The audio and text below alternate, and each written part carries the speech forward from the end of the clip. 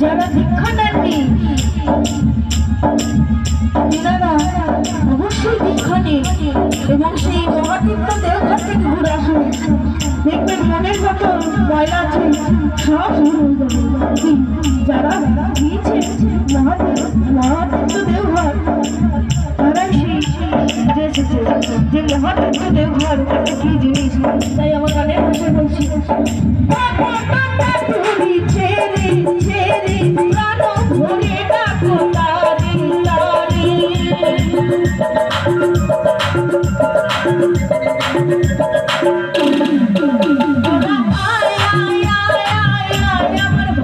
তোরা চল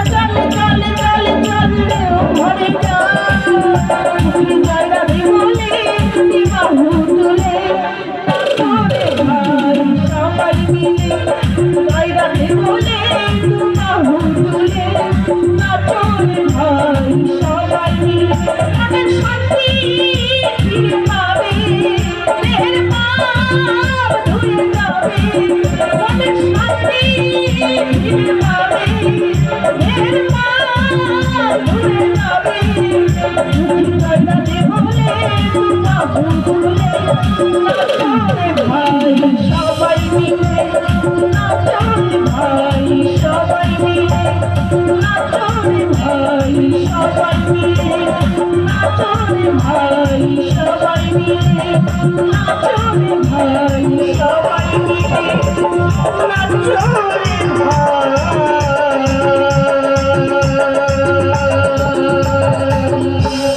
সবাই